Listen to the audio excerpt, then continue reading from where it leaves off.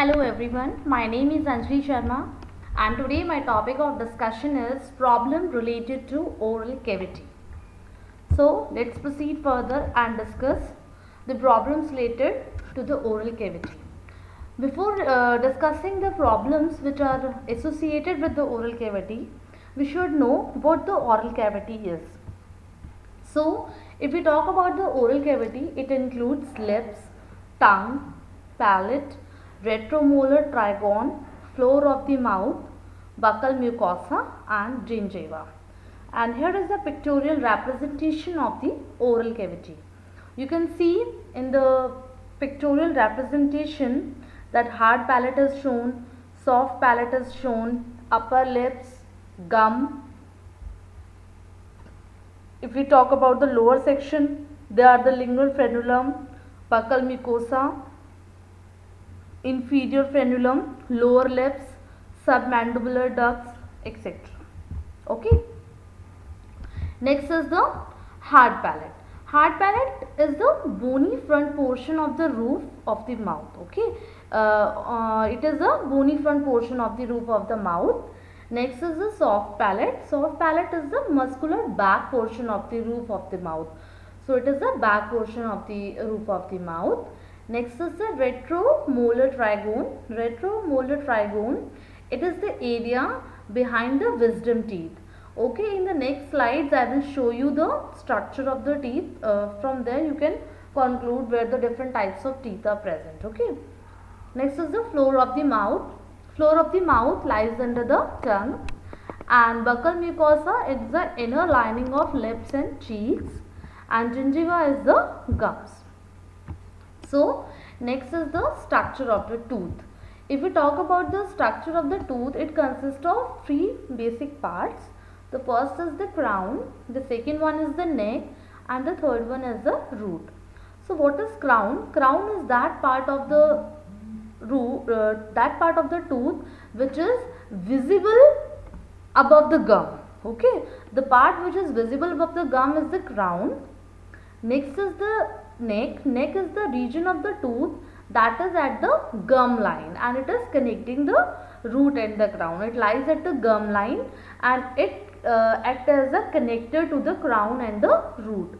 And root is the that part of the tooth which anchors the tooth within the gums. Okay, it is not visible outside and it lies below the gum line. Here is the pictorial representation of the tooth. You can see premolars are there, incisors, canines, and the part of the tooth are also depicted, the crown, the neck and the root. Okay, enamel is shown, then the dentine is shown. Dentine is the layer which covers the different vessels also. You can see the nerves in the blood vessels, you can see the bones, you can see the root canal, pulp cavity, enamels, molars and premolars. Okay. Now it's the time to discuss the problem which are associated with the oral cavity. Now we are just aware of what the oral cavity is, what are the different parts which are involved in the oral cavity. Next we have the common problems. First is the sensitive tooth. Next is the bleeding gum. After that we'll discuss about the periodontitis. Next is the dental cavities. After that is the discolored yellow tooth. Next is the tartar, and the last is the bad breath. So we'll discuss it one by one in the detail. First is the sensitive tooth. If we talk about the sensitive tooth, the sensitive nerves of our tooth, they are covered by a layer called dentine. We have shown in the structure also. Dentine, it is the sensitive nerves of the tooth are covered by a layer that is called as the dentine. So what happens when dentine becomes exposed? When dentine becomes exposed due to some factors like there is a disease in the gum, or you have overzealous brushing you have done, or you have used some tooth whitening products. In that case what happens is the dentine becomes exposed, and once the dentine is exposed, a person experiences irritation. Okay, he feels irritated when he or he feels pain when he have some food like hot food he is having, or he is having cold food. Even breathing in the cold air can also cause pain to that particular person if the dentine is exposed, and this condition is known as the tooth sensitivity. Okay, this condition is known as the tooth sensitivity. If we talk about this tooth sensitivity or sensitive tooth means, it means the dentine with the layer which is which has covered the sensitive nerves of the tooth, it has become exposed due to some factors like you have used the tooth whitening products, or you have used some there is some gum disease over there, or you have used the overzealous brushing. In that case it becomes exposed and the person feels irritated, or the person feels pain when he is using some hot food or when he is taking some cold drinks and cold foods. Okay, this is the pictorial representation of the sensitive tooth, you can see. Next is the bleeding gums. If we talk about the bleeding gums, they are usually caused by the inadequate plaque removal. What happens when we eat something that forms a sticky layer? If it is not cleaned properly, it forms a sticky layer, and that sticky layer, in that sticky layer the bacteria start residing. So it is a sticky layer which, if it is not removed properly, so it contains germs, and that germs, they attack the healthy tissues which are around the teeth. Okay, and this will further cause the gums to become inflamed and irritated, which finally cause them to bleed while brushing. When we do brushing, the gums start bleeding. Why it is bleeding? Because the plaque is not removed properly, and the bacteria and the germs which are there in the plaque, they attack the healthy tissues which are situated around the teeth, due to which the gums, they become inflamed, and due to inflammation, when we do brushing, they started bleeding, and this condition is called as gingivitis, and it is the first stage of gum disease, and this is the first stage in which gum diseases occur. And poor oral hygiene and lack of vitamin C, okay, we can say the vitamin C deficiency causes this condition of gingivitis. Here you can see in the picture gingivitis. These are the bleeding gums. The gums are bleeding due to inadequate removal of the plaque. Okay. Next is periodontitis. The accumulated plaque. The accumulated plaque, what it do is, it eventually causes the gums to separate and recede from the teeth if not removed. If the plaque is not removed, it has started accumulating and it causes the gums to separate from the teeth. Okay, now germs easily trapped inside these pockets, and they attack the gums and the bones which are supporting the teeth. The gums and bones, they are attacked by these germs. Now the plaque what will do? The plaque becomes hardened and into tartar, and gingivitis has further progressed into more serious condition that is known as the periodontitis. Now the gingivitis has converted into the periodontitis because the plaque had started become hardened. Okay, periodontitis can further cause tooth loss, and it also affect the overall health of the person also, and periodontitis also affects the overall health of the person. So in the picture you can see this is a structure of the normal tooth containing enamel, healthy gums, and healthy bone level is there. But in the periodontitis, what happens? Deep pockets is created, plaque is accumulated over there, and it causes the gums to inflame, and the condition is the periodontitis. Next is the tooth decay. What happens in tooth decay? When plaque formed on the teeth, plaque is formed on the teeth, it secretes acids which result in the stickiness, and it adheres to the teeth. Okay, and now it attacks the enamel. Now what happens is, the plaque is formed on the tooth. When plaque forms on the tooth, it secretes acid. Now it is secreting acid which result in stickiness, and it adheres on the teeth. Now it is adhere on the teeth, it attacks the enamel, and if the plaque is not removed, it damages the tooth enamel. And this condition, when it damages the tooth enamel, this condition is known as the tooth decay. And if it is untreated, it will result in cavities and small holes in the teeth. And if it is not treated on time, it causes cavities. It makes the cavities, or we can say it makes the small holes on the teeth, and this condition is known as the tooth decay. It is basically caused by improper brushing. If the person is not doing brushing properly, or he is not brushing regularly, or he is smoking, and or he is consuming more sugary products. These are the some causes which causes the tooth decay. And if in its paste the paste is lacking the fluoride, so lack of fluoride also contribute to the dental decay or the tooth decay. Here you can see the tooth decay, a small hole is created inside. This is the dental decay. Next is the discolored or yellow tooth. Basically what happens is there are two types. First is the extrinsic discoloration and the second is the intrinsic discoloration.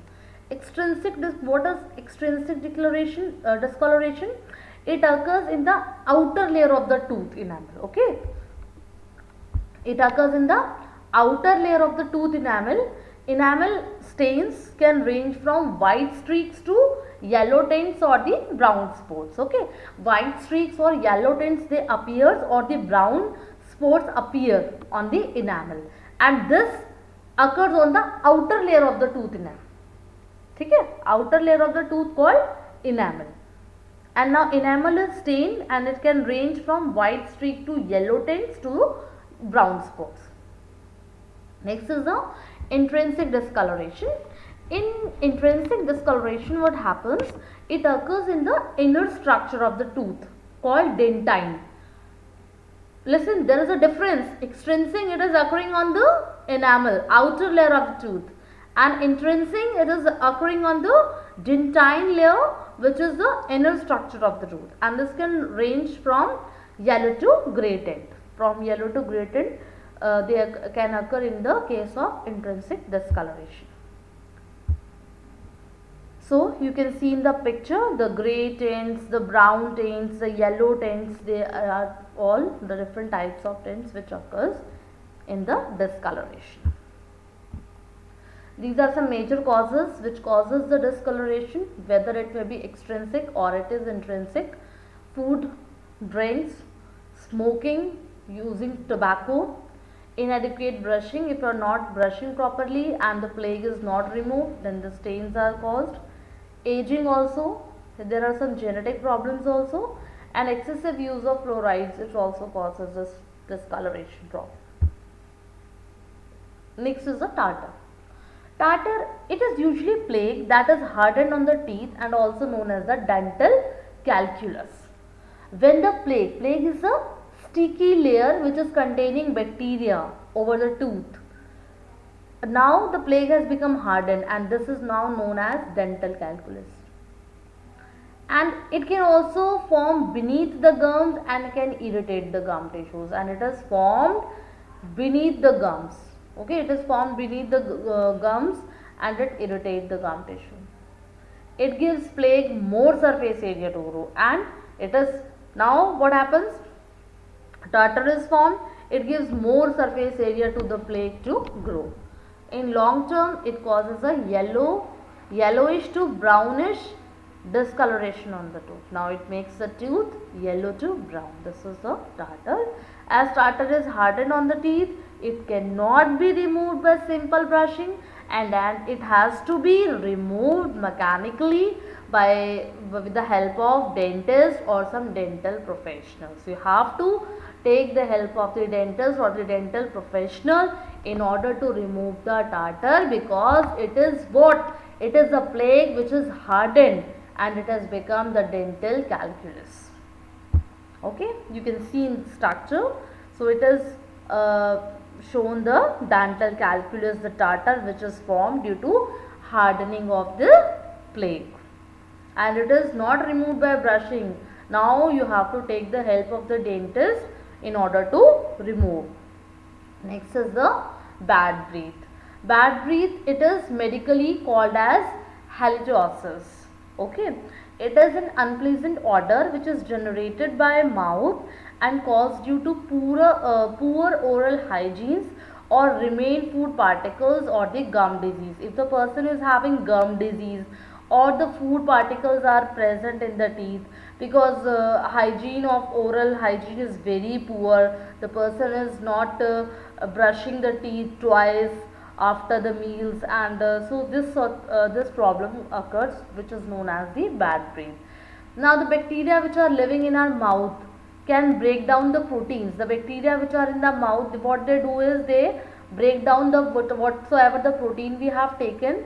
What they do is they break down the protein and they release a bad smelling sulfur waste. When the protein is break down, a sulfur waste is secreted, and that is a very bad smelling compound.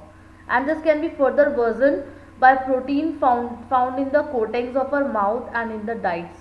Okay, the proteins which are found in the coating of our mouth and also in our diets.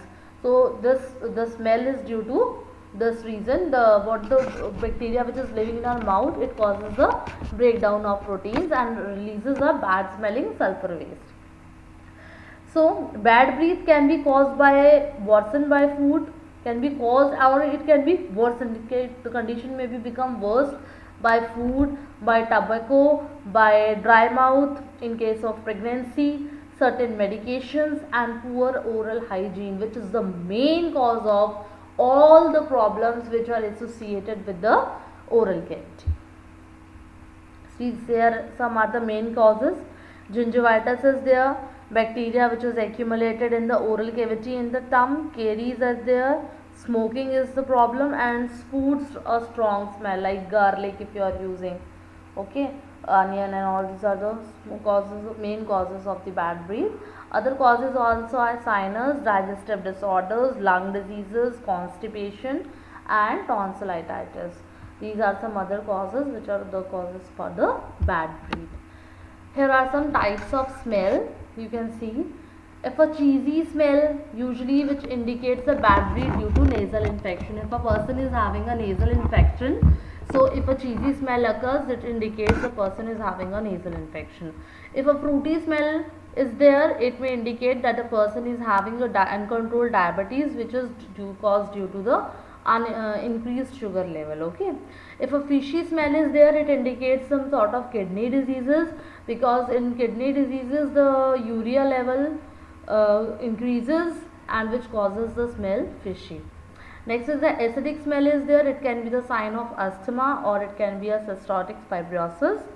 If a sweet or musty smell is there, it is a signal of liver cirrhosis. And if a fecal odor is there, the fecal odor is due to some points out of bowel obstruction, or we can say it is some sort of fecal odor is there. It means the bowel obstruction is there, the person is having some sort of constipation. Okay, so these are the some types of smells. So next is any queries. If you have any queries, I'll feel happy to answer. Thank you so much.